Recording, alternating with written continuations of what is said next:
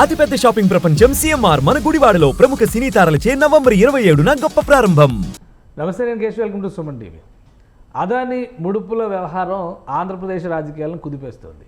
మాజీ సీఎం జగన్మోహన్ రెడ్డి ముడుపులు తీసుకున్నారనేటువంటి అంశంలో సంతకాలు పెట్టింది ఎవరు అనేటువంటి చర్చకి విపక్ష నాయకులు ఆజ్యం పోయడంతో ఇప్పుడు బాలినేని శ్రీనివాసరెడ్డి స్పందించారు. ఆయన మరింత ఘాటుగా హెచ్చరికలు కూడా జారీ చేశారు. ఎందుకు బాలినేని అంత ఘాటుగా స్పందించాల్సిన అవసరం వచ్చింది? ఈ అంశంపైన విశ్లేషించుద్దాం. మనతో పాటు సుబ్రహ్మణ్యం గారి అనలిస్ట్ ఉన్నారు. సుబ్రహ్మణ్యం గారు నమస్కారం. నమస్తే సార్. బాలినేని శ్రీనివాసరెడ్డి గారు మామూలుగానే కాస్త సౌమ్యుడు అనేటువంటి అభిప్రాయం ఉంది. రాజకీయంగా ఆయన ఎన్ని రకాల ఎత్తుగడలు వేసినప్పటికీ కూడా మాట తీరులో మాత్రం ఆ సంయమనం పాటిస్తారనే ఉంది. ఇప్పుడు చాలా స్ట్రాంగ్ వార్నింగ్ ఇచ్చారు. నా మీద మీరు ఆరోపణలు చేస్తే మిమ్మల్ని పూర్తిగా బట్టలోడు తీసి నుంచో పెడతానని వార్నింగ్ ఇచ్చారు. ఏంటి అసలు ఎందుకు అంత సీరియస్ అవ్వాల్సిన పరిస్థితి ఎందుకు వచ్చింది? అది కూడా అదాని ముడుపుల వ్యవహారంలో జగన్మోహన్ రెడ్డి గారు ఉన్నారంటే బాలినేని శ్రీనివాసరెడ్డి గారు ఎందుకు రియాక్ట్ అయ్యారు? ఇప్పుడు యాక్చువల్గా మీకు తెలుసు సార్, ఒంగోలు జిల్లాలో చెవిరెడ్డి భాస్కర్ రెడ్డి గారు వచ్చినప్పటి నుంచి వీళ్ళిద్దరి మధ్య ఆధిపత్య పోరు జరుగుతుంది. ఈయన ఎన్నోసార్లు వాయిస్ అవుట్ కూడా చేసినారు. ఆయన చిత్తూరు జిల్లాకు సంబంధించిన ఆయన ఒంగోలు జిల్లాకి ఎందుకు తీసుకొస్తున్నారు అని చెప్పేసి. ఇలాంటి సిచ్యువేషన్లో కామ్గా ఉన్న బాలినేని శ్రీనివాసరెడ్డి గారిని చెవిరెడ్డి భాస్కర్ రెడ్డి గారు మళ్ళీ ఇష్యూలోకి లాగడం జరిగిందనమాట. అంటే ఇప్పుడు ఇదేదో జగన్మోహన్ రెడ్డికి కాళ్ళకు చుట్టుకునేటట్టు ఉందన్న సిచ్యువేషన్లో ఈ చెవిరెడ్డి భాస్కర్ రెడ్డి గారు ఏం చేసినారు, దీనికి బాలినేని శ్రీనివాసరెడ్డి గారు సంతకం పెట్టినారని చెప్పడం జరిగింది. ఇంకా ఆయన విద్యుత్ శాఖ మంత్రి ఆయన కాబట్టి ఆయనే పెట్టుంటారని చెప్పేశారు. సో అనవసరంగా ఇప్పుడు ఆయన లాగి ఆయన దగ్గర మళ్ళీ వీళ్ళు బయట ఇది చేసుకున్నట్టు తెలుస్తుంది మనకు. ఆయన ఇప్పుడు మీడియా ముందరకు వచ్చి చెప్పడం జరిగింది ఏంటంటే, అసలు ఆ ఫైలు రాత్రికి రాత్రి నా దగ్గర తీసుకురావడం జరిగింది. దానికి సంతకం పెట్టమని చెప్తే ఓన్లీ క్యాబినెట్కి తీసుకెళ్లే దానికి మాత్రమే సంతకం పెట్టినాను కానీ నోటుకి మాత్రం సంతకం పెట్టినానే కానీ దాని అప్రూవల్కి నేను సంతకం పెట్టలేదు. సో నా పక్క నుంచి జరిగింది ఇది.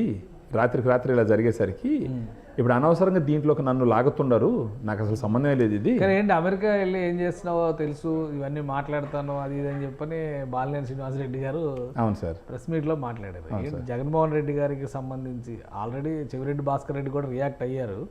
జగన్మోహన్ రెడ్డి పర్సనల్ వ్యవహారాలు నువ్వు మాట్లాడుతున్నావు, నోరు అదుపులో పెట్టుకోవాలి ఇదని ఆయన కూడా రియాక్ట్ అయ్యారు.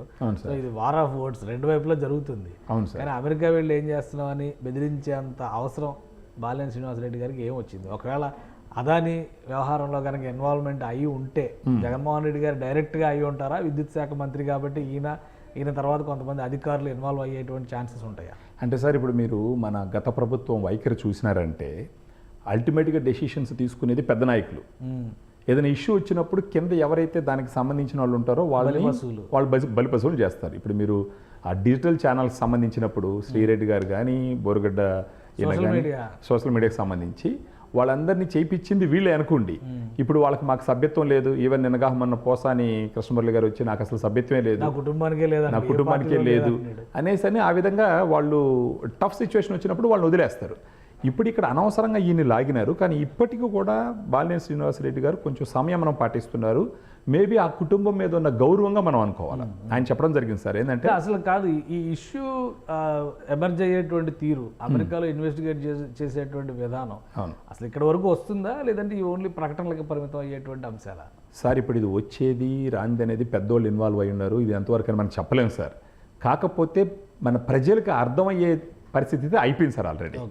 ఇప్పుడు 1750 కోట్లు 25 కోట్లు ఇంచుమించు మన ఆంధ్రప్రదేశ్ గవర్నమెంటే పొరపాటు జరిగిందని చెప్తే ఇప్పుడు ఈయన బయట వచ్చి వితిన్ 7 అవర్స్లో ఆ ఫైలు పాస్ చేసినారంట సార్. 7 గంటల్లో మామూలుగా దీన్ని పాస్ చేయడానికి కనీసం ఒక 2-3 రోజులు పడుతుందంట టైము స్టడీ చేసి చేయడానికి. అలాంటిది ఒక 7 గంటల్లోనే ఫైల్ క్లియర్ చేసి పంపించాల్సిన విధంగా దాన్ని మూవ్ చేసినారు. తర్వాత ఈయన మీద ప్రెషర్ పెడితే ఆయన అసలు దాని మీద నేను సంతకం పెట్టలేదు అని చెప్పేసి చెప్పడం ద్వారా ఏంటంటే ఇంకా డౌట్లు, అంటే 7 గంటల్లో ఫైలు మూవ్ చేయాల్సిన అవసరం ఏమొచ్చింది, ఏదో ఒక లబ్ధి లేకపోతే దాని వెనకాల అన్న పాయింట్ ఆయన వివరిస్తున్నాడు సార్. ఇప్పుడు ఇది ఇద్దరి మధ్య అంటే చెవిరెడ్డి భాస్కర్ రెడ్డి గారు కంఫర్టబుల్గా ఈ ఇష్యూని బాలినేని శ్రీనివాసరెడ్డి గారి మీదకి నెట్టడానికి చేసిన ప్రయత్నంగా చూడాలి సార్ దీన్ని. అంటే జగన్మోహన్ రెడ్డి గారికి ఏం సంబంధం లేదు, ఆయన సంతకం పెట్టినాడు, ఏదన్నా ఉంటే ఆయనతోనే తేల్చుకోండి అన్న అర్థం వచ్చే విధంగా ఆయన్ని లాగడం జరిగింది. వీణ దీంట్లోకి వచ్చేసరికి ఇంకా నిజాలు చెప్పడం మొదలుపెట్టినాడు సార్. అది ఇప్పుడు చెవిరెడ్డి భాస్కర్ రెడ్డి గారి గురించి కూడా చెప్పినారు. మీరు నంబర్ 1 నంబర్ 2లో ఉన్నటువంటి మిథున్ రెడ్డిని పెద్దిరెడ్డి గారిని పక్కకు జరిపి మీరు ఏ విధంగా ఆ ప్లేస్ను ఆక్యుపై చేసినారు, మీరు అమెరికా వెళ్ళి ఏమేమి చేస్తున్నారని అన్నీ చెప్పడం ద్వారా ఈయన ఇప్పుడు మరొకసారి అనవసరంగా కామ్గా ఉన్న వ్యక్తిని లేపొదిలినట్టు అయ్యింది. ఇప్పుడు ఆయన అంటున్నారు, నేను మీరు అంటే ఆయన ఒక పాయింట్ అనడం జరిగింది, వైఎస్ రాజశేఖర్ రెడ్డి గారి వల్ల మీరు రాజకీయాల్లో ఉన్నారని అన్నప్పుడు వైఎస్ రాజశేఖర్ రెడ్డి ఫ్యామిలీ మీద నాకు ఎప్పుడు గౌరవం ఉంది. ఆ ఫ్యామిలీ అంటే విజయం గారు వస్తారు, షర్మిల గారు వస్తారు, అందరూ వస్తారు కదా, మరి అలాంటి వాళ్ళ మీద మీరు పోస్టులు ఎందుకు పెట్టించినారు మాట వస్తే ఆ కుటుంబం అంటున్నారు మీరు. మరి ఆ కుటుంబం అదాని దగ్గర రాజుకున్న చిచ్చు మళ్ళీ ఇక్కడ వైఎస్ఆర్ మళ్ళా కుటుంబాలకి మళ్ళీ అంటే మళ్ళీ ఇంకా అన్ని లోడతారు కదా సార్. ఇప్పుడు ఎన్ని ప్రాబ్లంలో తొయ్యాలని చూసినప్పుడు ఆడ జరిగిన విషయాలని మరి ఇంకొకటి వచ్చేసి అక్కడ ఉన్న విలేకరులు మళ్ళీ మళ్ళీ అడగడం చెప్పినారు, ఆడెవరో ఒక బిజినెస్ మ్యాన్ ఉండాడని చెప్పేసి, ఆయన ఇవన్నీ నడిపిస్తున్నాడని చెప్పేసి, ఆయన పేరు చెప్పండి చెప్పండి అని అడిగినప్పుడు నేను చెప్పడం ఎందుకు మీకు అందరూ కూడా తెలుసు అని చెప్పేసి కొంతవరకు ఈయన టూ మచ్ కాంట్రవర్షియల్గా దిగకుండా ఉండడానికి చేస్తున్నట్టు ప్రయత్నం చేస్తున్నట్టు తెలుస్తుంది. మళ్ళా పవన్ కళ్యాణ్ గారి దగ్గరికి నేను వచ్చింది ఏంటంటే అక్కడ నాకు అవమానాలు జరిగినాయి, అక్కడ నేను ఇమ్మలేకపోతున్నాను, మన చేతిలో ఏమీ ఉండదు, అంతా వేరే వాళ్ళ చేతుల్లో ఉంటుంది, నాకు మీరు పదవి ఇచ్చినా లేకపోయినా మీ పద్ధతి నచ్చింది, మీతో కలిసి నడుస్తానని చెప్పేసి నేను పవన్ కళ్యాణ్ దగ్గరకు వచ్చినానే కానీ అంతేగాని నేను వచ్చేసి ఏదో పదవి ఆశించి రాలేదు, నన్ను అనవసరంగా దీంట్లో ఒక లాగద్దు, నన్ను లాగినారంటే మాత్రం మీ బతుకంతా బయట పెడతానని చెప్పేసి ఆయన ఒక వార్నింగ్ లాగా చెప్పడం జరిగింది సార్. అంటే బ్లాక్మెయిల్ చేస్తున్నారు అంటున్నాడు మరి చెవిరెడ్డి భాస్కర్ రెడ్డి. ఇది ఒక బ్లాక్మెయిల్ అనుకోవాలా, లేదంటే కేసు ఒకటి అదాని ఇష్యూలో కేసు ముందుకు జరిగితే వీళ్ళకి నిజంగానే వీళ్ళని అమెరికా తీసుకెళ్ళి విచారించేంత సివియారిటీ ఉంటుందా ఇది ఈ ఇష్యూలో పర్టికులర్? అంత రాకపోవచ్చు సార్. ఇంతకు ముందర మనం చూసినామంటే విజయ్ మల్య గారు, నీరవ్ మోడీ గారు, ఇలాంటి వాళ్ళు ఇండియాలో చేసిన వాళ్ళు కాబట్టి దొరకలేదు. అమెరికాలో చేసిన నేరాలకైతే వాళ్ళు చాలా సివియర్గా రియాక్ట్ ఉంటుంది సార్. అది అంటే ఇప్పుడు అమెరికాకి మన ఇండియాకి మంచి సంబంధాలు ఉన్నాయి, బీజేపీ గవర్నమెంట్ ఉంది, అదాని గారు బీజేపీ గవర్నమెంట్ బాగా క్లోజు, ఏదో జరుగుతుంది కాబట్టి ఇది కూడా కొంచెం నీరు గారుతుంది. కానీ ఒకటి గమనించాలి సార్, ఇక్కడ ఇప్పుడు తీర్పులు ఫైనల్గా ఏం వచ్చినప్పటికీ సామాన్య మనుషులకి ఏం జరిగిందన్నది క్లియర్ కట్గా అర్థమైంది సార్. అల్టిమేట్గా ఇప్పుడు ఇంతకు ముందర కూడా ఎన్నో కేసులు ఉండే వాళ్ళ మీద, జైలుకు పోయి వచ్చినారు. సో అలాంటప్పుడు మళ్ళీ ఇది ఒక ఇష్యూ అయినా కానీ పెద్దగా పట్టించుకోరు వాళ్ళు. కానీ సామాన్య జనాలకి ఎలాంటి వ్యక్తిత్వం ఉన్న వాళ్ళు వీళ్ళు అన్న విషయం దీని ద్వారా మళ్ళీ అర్థమైంది. యాక్చువల్గా మనం ఆ రకంగా చూడాలి సార్. అది కేసులు జరగచ్చు సార్, చెప్పలేము, కొంచెం సీరియస్గా తీసుకుంటే. బట్ ఎటు వచ్చి అమెరికాకి ఇండియాకి మంచి సంబంధాలు ఉన్నాయి కాబట్టి ఎలా జరుగుతుందో చూడాలి మరి దీన్ని. మాత్రం రాజకీయంగా ఇది జరుగుతుంది. మళ్ళీ అంటే దీనికి ఇంకొక ఎగ్జాంపుల్గా చూడాలి సార్, బలి పశువుల్ని చేయడం గత ప్రభుత్వంలో ఎప్పటి నుంచో, ఈవెన్ అంతకు ముందర మనకు ఐఏఎస్ లక్ష్మి గారు ఎంతోమంది ఉన్నారనమాట. సో ఏంటంటే వాళ్ళు పవర్లో ఉన్నప్పుడు అన్నీ చేయిస్తారు, ఏదైనా సిచ్యువేషన్ వాళ్ళకి ఫేవరబుల్గా లేనప్పుడు ఇది మాకు సంబంధం లేదా సంబంధిత మంత్రులు తీసుకున్న నిర్ణయాలని తప్పించుకోవడానికి ప్రయత్నిస్తారు. Cabinet as a whole responsibility ఉంటుంది కాబట్టి ముఖ్యమంత్రి నిర్ణయం లేకుండా క్యాబినెట్ ఒకటే తీసుకోలేదు. అవును సార్, అవును. సో ఇన్వెస్టిగేషన్ ప్రాసెస్లో ఇది ఏదైనా బయటికి రావాలి. ఇప్పుడు అలా అనుకుంటే మనకు స్కిల్ క్యామ్ అని చెప్పేసి చంద్రబాబు నాయుడు గారిని అయితే లోపల వేసినారు. ఇప్పుడు ఆయనకి డైరెక్ట్గా సంబంధం లేదు ఆ కేసుతో. యాక్చువల్గా కింద ఉన్న అధికారులు ఎవరో చేసినారు, బట్ స్టిల్ ఆయన తీసుకెళ్ళి లోపల వేసినారు. స్కామే లేదని తర్వాత తెలిసింది. ఇప్పుడు దాన్ని మనం రెఫరెన్స్గా తీసుకుంటే ఇప్పుడు ఈ ప్రభుత్వానికి సంబంధించిన వాడు కూడా లోపలికి వెళ్ళాలి కదా సార్ ఈ కేసులో.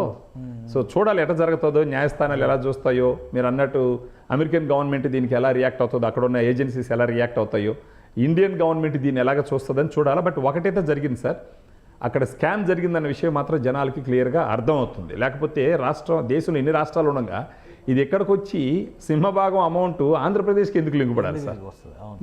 సో దాన్ని ఆ రకంగా చూడాలి అది. బట్ వీళ్ళిద్దరి మధ్య అయితే మరొకసారి వైఎస్ఆర్సీపీకి మాజీ వైసీపీ నేతలు వర్సెస్ వైసీపీ నేతలు ఇది ఇంకొంచెం స్ట్రాంగ్ అయింది. బట్ ఇప్పటికి కూడా బాలినేని శ్రీనివాసరెడ్డి గారు స్వతహాగా ఆయనకున్న నేచరు, ఒకసారి పవన్ కళ్యాణ్ గారు కూడా అనడం జరిగింది, ఆ పార్టీలో ఉన్న వాళ్ళు అందరూ చెడ్డోళ్ళని నేను చెప్పను, బాలినేని శ్రీనివాసరెడ్డి గారు లాంటి వాళ్ళు కొంచెం సంయమనం పాటిస్తారు, కొంచెం ఆమోదయోగ్యమైన భాష మాట్లాడతారని చెప్పి. ఆయన జనసేనలో ఉన్నాడు కాబట్టి ఇంకొంచెం స్ట్రాంగ్గా మాట్లాడతారు. స్ట్రాంగ్గా మాట్లాడతారు అంటే అప్పటికి సమయం పాటిస్తున్నాడు సార్. బహుశా ఆ కుటుంబం మీద ఉన్న గౌరవం అనుకోవాలి, ఏమనుకోవాలో.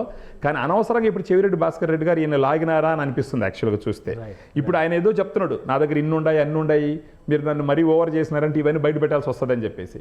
ఇప్పుడు అనవసరంగా ఈయన లాగడం ద్వారా అది ఇంకా గత ప్రభుత్వానికి డ్యామేజ్ చేస్తుందే కానీ మేలు చేస్తుందని వాళ్ళు అనుకుంటే మాత్రం అది కళ్ళ సార్. అది రైట్. థ్యాంక్ యూ సుబ్రహ్మణ్యం గారు, మీ విశ్లేషణ అందించినందుకు. ఇది అదాని ముడుపుల వ్యవహారం ఇటు ఆంధ్రప్రదేశ్లో ఒక తుఫానుగా మారుతున్న పరిస్థితి కనిపిస్తుంది. ముఖ్యంగా మాజీ వైసీపీ నేతలు వర్సెస్ ఇప్పుడు వైసీపీ నేతలు, ఈ ఇష్యూ అయితే మరింత రాజుకునే సంకేతాలు స్పష్టంగా ఉన్నాయంటారు. ఇన్వెస్టిగేషన్ ప్రాసెస్ని బట్టి ఇందులో దోషం ఎదుర్కొంటున్నటువంటి వాళ్ళని విచారించే అవకాశాలు ఖచ్చితంగా ఉంటాయి.